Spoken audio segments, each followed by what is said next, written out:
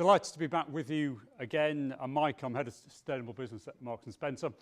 I just want to take a slightly different perspective. I'm not as clever as Nancy and the team. I'm a failed PhD student that never wrote up my PhD. Let that be a warning to most of you in this room. There's so much better ways to develop a career. I want to share with you 2 or 3 things. One is a business language about why substantial change, all the language that you're talking about here, about the need to create fundamentally more sustainable business models, it's great in here. We get it. We're preaching to the converted. I go back to one of the leading companies in the world in this space, and it's still a challenge for people to understand why we need to not be a little bit different, but totally different. So I want to share some observations with you about how to generate that language. I then want to share with you some observations about how to get practical change to happen. When you're knocking on the door of asking big businesses or small businesses to do research with you, what are the entry points? What are the things that businesses are worrying about as they start this journey to build sustainable business models? Now, deliberately, we want to leave precious time for discussion with you, so I'm going to try and whistle through this in about 15 minutes. So this is just a little outline of the M&S journey on sustainability. A number of you will have seen it before. All it says is back in the 1970s and 80s, we used to do philanthropy, down in the bottom corner there, nothing to do with sustainability. We're on this steady journey through community involvement, investment, CSR, through Plan A to build a fundamentally different business model in the future. I'm not going to dwell on this, but I'll use it as a reference point as I progress through. Back in 2007, M&S launched a 100-point sustainability plan. It had said we had to fundamentally change. We added 80 new commitments in 2010. We got 180 work streams in the business over the last 5 years to make us better socially and environmentally. What this chart shows is we've done a lot of them. Bravo, well done M&S. Some nice awards have been won on the back of it. A nice business case has been built over the last 4 or 5 years, saying we delivered for the finance director a net £135 million of benefit last year. And I was out at a fundraiser this week, a black tie dinner, sporting Ranulph Fiennes' walk across Antarctica. And I was wondering who I'd sit with from the M&S team at the table when we were there for the black tie. Got there, finance director put me next to him for some reason. I think because I'm delivering 135 million quid for him this year and a little bit more next year, he wants to keep me sweet.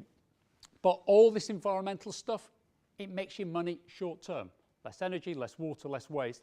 A lot of it's quite prosaic. It won't interest you in this room. You'd have said, M&S frankly should have been doing this 20th century. But hey, let's not knock it. This gives me the permission to go and knock on the door of the board at M&S and say, can we actually do something even more substantial and make even more money?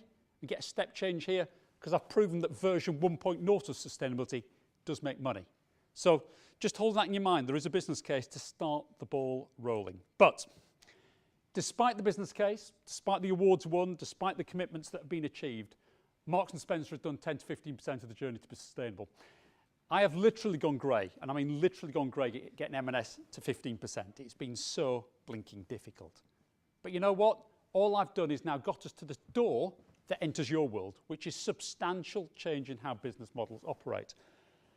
Now, this is how to frame the language with most big businesses. You're already working with a number of leaders out here who get this.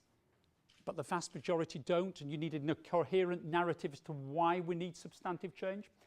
So, in no particular order, there ain't enough fish in the sea.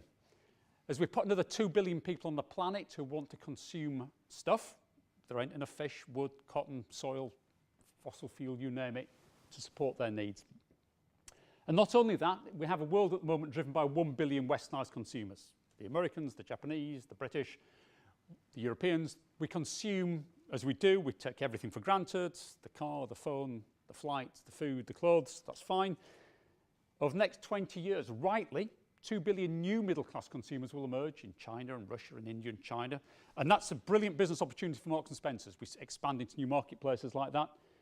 But as people start to consume as we do, like we do in the West, where's all the stuff going to come from? Again, a simple number. Marks & Spencer sells 2.9 billion individual items each year.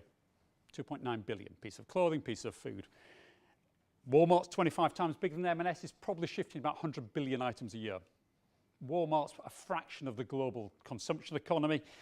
Let's say there's trillions of items each year being consumed by people. Trillions of items. That's only going to double or triple. Again, where will it come from? Now, what matters to me? Why does that matter to me? It matters to me through the lens of cost. As people start to compete for finite resource, finite cotton, energy, water, you name it, costs get inflated.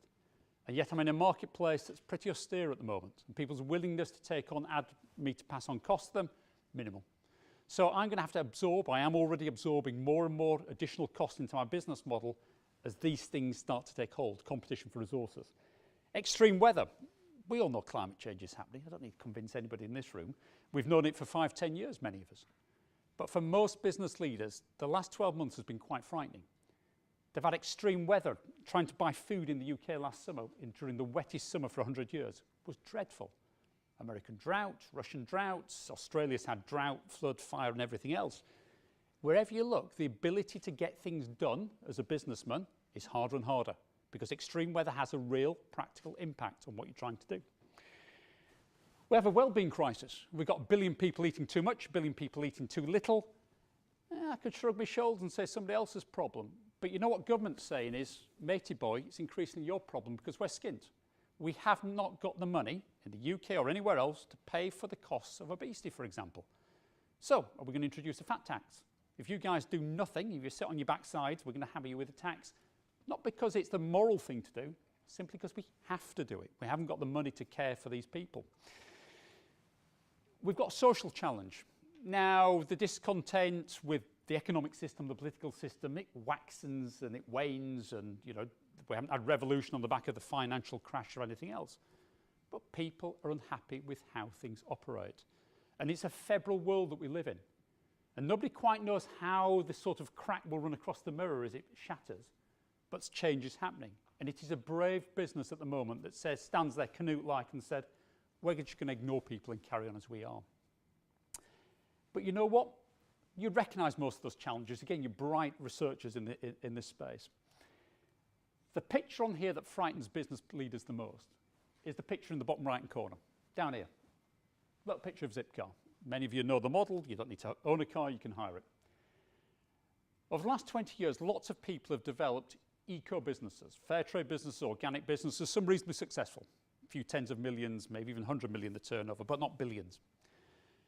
A lot of these business models that have come, the organic, the fair trade, have been brilliant. Much, much better for planet and people. We should be proud of them. But they were never going to disrupt, never going to destroy the Walmarts or the Tesco's or even the M&S's of this world. What destroys the marketplace and disrupts is something that is better for the consumer. And a number of business models are now emerging, people like Zipcar, Airbnb, which are fundamentally putting the consumer at the heart of the proposition. Better for them. You don't have to own a car. You are better off financially. You don't have to book a hotel room. You can now rent a room off somebody off the internet through Airbnb, cheaper and probably more social as well, a better experience. Wow, I'll do that. Better for me. The fact that it's better socially, environmentally and substantially so is of interest to us in this room, but to the average consumer is by the by. So a series of business models have started to emerge in the last couple of years that are fundamentally better for the consumer and deliver social and environmental benefit. And that's where true disruption is starting to emerge into our marketplace. And that's the one thing that's going to get the average chief exec to turn and look in your direction and say, what's the threat to my business model? Because what you are doing, you're sat on a gold mine. You are sitting on those disruptive ideas that those business leaders want to get to first before little guy in the back of a garage becomes the next Bill Gates and invents it and swamps your business model, or one of your established business competitors seizes it as well. So there is a language to be learned here that opens the doors for people to think as you already do. Again, reputation. It was horse meat. It was the tragedy of Bangladesh. Over 1,000 people have fell down for cheap fashion being sold in the UK and overseas. Again, reputation hurts. And in an internet-connected, social media-connected world, these stories that would have been confinable, manageable by brands in the past, not anymore. And again, it links back into this social discontent piece that says, you're a brave business that assumes that you can weather a storm like this. Now, some people do. Some of the brands involved with this kind of story have prospered or seem to have prospered in the last few months. I don't believe that's sustainable. Those days will come to an end. So, we've established that everything M&S has done so far is version 1.0. We've used less energy, we've less packaging, less water, it's saved us money, it's won us awards, it's 10% done. All we've done is made the individual silos of our business model less bad. We need a new business model. Now, this is when we launched swapping, the ability of consumers to bring clothing back to us, closing the loop so we can start to bring garments back, toe in the water. This was just a little thing that we did down in London last year. We put 10,000 garments hung from Brick Lane down in the East End of London to demonstrate how much clothing goes to landfill in the UK every 10 minutes. Just brings it to life to people. A whole street's worth of fibre thrown away in a few minutes. So, we launched Plan A, we had about 100 commitments. In 2010, we brought a new one out. We said that by 2020, every one of the 2.9 billion items we sell every year would have one Plan A attribute, one environmental social story ahead of the norm. So what? In those 27 words there is a work programme bigger than everything we did for the other 100 commitments we'd already done. Because we're now reaching out systematically into every nook and cranny of the Marks & Spencer business model, every supply chain, every factory, every farm and every raw material supplier to drive change. Now this sounds quite prosaic. Mike, you've got the ambition to have one environmental story or social story for each of your products. Why not sustainable products, which have 5 or 10 or 20 different social and environmental? This is the pragmatism in me that says you walk before you run. Once I've got every one of our business leaders bought into changing one thing, I can get them to do 3 things and then 5 things. And so change mushrooms and accelerates with pace. So at the moment, we're measuring this. 41% last year of all M&S products had one story to tell. The number is advancing. Every M&S direct has a bonus part of their bonus targets based on growing this number. Concentrates the mind. Now, prosaic in here? Yes. But this is what you've got to latch into to do all the sexy thinking, all the sexy models that you're thinking about here, to get them applied, starts here. Because once I've got the confidence of the business to do with the one thing, and it didn't break the bank, and it didn't scare the horses, you can start the permission to have this much bigger conversation. So how are we doing it? I don't need to tell you that impact product for a retailer is where impact starts. It's 90% of our carbon footprint, 90% of our waste footprint, 99.99% of our water footprint is embedded in the products we sell. It's not the shops, it's not the lorries, they have an impact, they have to be managed. It's all about the product. It's how people think of us. 21 million customers, 80,000 employees think of their Marks & Spencer in terms of the products we sell. Doesn't matter how green my buildings are, how green my lorries are, how green anything else is. Product is king. So, what are the challenges we face? Well, frankly, across 2.9 billion items, I am literally dealing with every social, environmental issue under the sun. I might have told you this story, but I'll just reiterate, it's an important one. The only story I thought I wasn't dealing with was radioactivity, nuclear. But then Greenpeace rang me up 6-7 years ago and said, we found radioactivity in half the farmed salmon sold out of Scotland, and it's 3 weeks before Christmas, and there's 100 million quid's worth of salmon in the UK's food supply chain. Oops, I'm dealing with radioactivity. Now, it was all coming from Sellafield. We wrote to the government saying, please clean up Sellafield. They never replied, but funny enough, Sellafield was cleaned up 6 months later, and the issue went away. But the point is, we're dealing with a smorgasbord of issue, absolute smorgasbord. So where do you start? Which issue do you start on? Product lines. I've told you 2.9 billion items. That's 35,000 different types of products. You know, it could be the suit, it could be the Italian ready meal, the Chinese ready meal, it could be the apple, the orange. It's 35,000 different types. Which has got the biggest impact? Where do I start? What does good like? What is a truly sustainable product within a truly sustainable business proposition? And where can we make a difference? Because frankly, M&S is a powerful player. We have a lot of influence over our immediate suppliers, but they buy from other people, who buy from other people, who buy from other people, and suddenly I'm buying palm oil on the global commodity market, and I'm 0.00001% of the global commodity market, and hey, what can I do about that? So, big challenges that we've got to face up to. Again, I won't labour that point. So this is how we go about it. We sort of work through each of our commercial categories and say, what are the key social and environmental issues? We then ask ourselves, okay, it's that ready meal, it's about fish in the ready meal. Is there a standard to define sustainable fish? Yes, there is. There's the MSC. Great. Our target is to get all our fish in that ready meal to MSC, take Plan A attribute.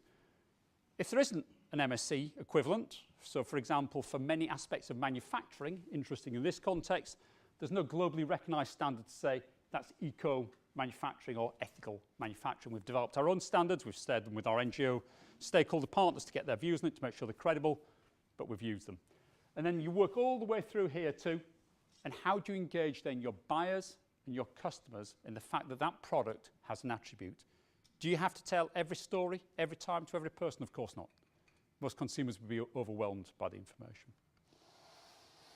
So again, we're increasingly doing this kind of work, and it's not just us, the other people like Unilever, like Nike, are increasingly assessing their products and working out where the true impacts are, prioritising them and saying, and this is my point about materiality, if you get one attribute for these genes, it is to do with the cotton. The cotton is the dominant factor in there. Make sure it's organic, fair trade, recycled, or from the Back to Cotton initiative, and you've got your attribute. What you can't have is apply an attribute for the button on the gene, because frankly, that's negligible. So we're increasingly working our way through each of our product ranges, working out where to prioritise. So I won't dwell too much, and it's not the purpose today, but we're working really hard to understand which of these stories do our customers want to hear, because customers drive behaviour. If our buyers feel we're just doing it because Mike and the Planet team in the middle have asked us to do it, they ain't going to do it. So there has to be part of your research that understands customer insight, and there has to be an honesty amongst us all that says not every story is relevant to the consumer, so let's not try and flog it every time. There's some things my buyers are really into. Lean manufacturing, it saves them money. Don't need to tell the consumer that it came from an eco factory that's incredibly energy efficient and that saved us money, which is good for us and our supplier. That doesn't need to be told to the consumer.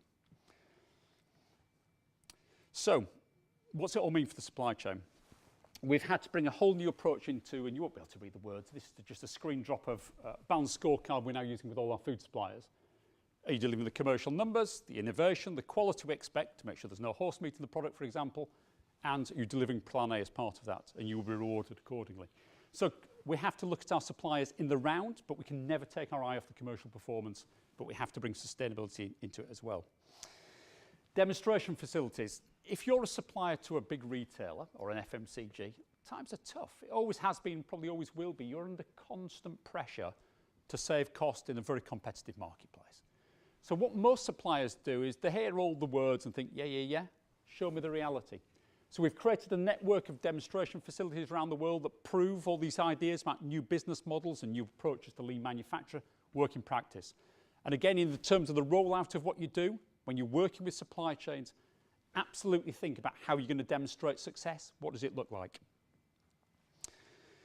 Again, I won't labour the point about 3D printing, nanotechnology, biotechnology, the Internet of Everything, but your supply chains and you are going to have to increasingly use these tools to create new business models. Hypothetically, what if every M&S store in 10 years' time had a 3D printer underneath it, you body scanned, you worked out exactly what clothing that you needed to fit you personally, what colour, what scheme, printed downstairs while you had a coffee upstairs, and up it came and you bought it. So there's going to be some radical technologies that are available for us to step change, but crucially, it's about human willingness to use them. Everything, all the conundrums of the pickle that we got into in the UK with genetic modification was not about true risk and science. It was about emotion. People felt it was being imposed upon them at the time. There's a degree of scepticism about the food system.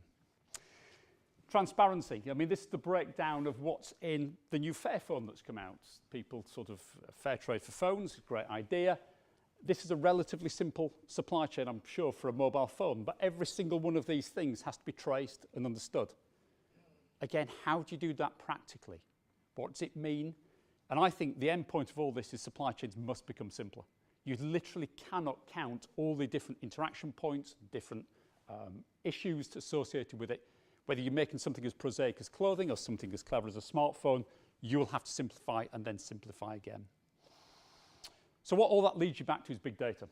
Fundamentally, if Marks & Spencer is selling 2.9 billion items, and at the moment I've just got a huge spreadsheet system across the business counting whether they've got an attribute in it or not, and then multiple attributes, 5, 10 attributes to prove it's a sustainable product from hundreds of different factories, raw material sources, there is just a staggering amount of big data that needs to be controlled within an organisation. Help me solve that one. This is our eco store that we've just opened up in Cheshire, one of the greenest big stores in the world. The challenge there was very human, and that was training a supply chain to actually be able to have the skills and the capacity to build that for us. So our main contractors, a bunch of guys called Simon's Group, did a brilliant job, not just about selecting the right material, but bringing the brickies in, and the electricians and the mechanical engineers, and training them actually to run and build the store differently. And actually we've seen a step change every year in terms of how we build a greener store, because we've built that capacity in the supply chain to actually physically do it.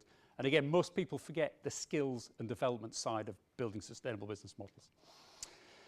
So, last conundrum that we face is all about how we share that knowledge with the consumer. And again, probably won't labour it in here, but always when you're interacting with me and many of the business people, we'll be asking, and which bit of it do we present to our consumer to make them want to buy this product or service from us in the future?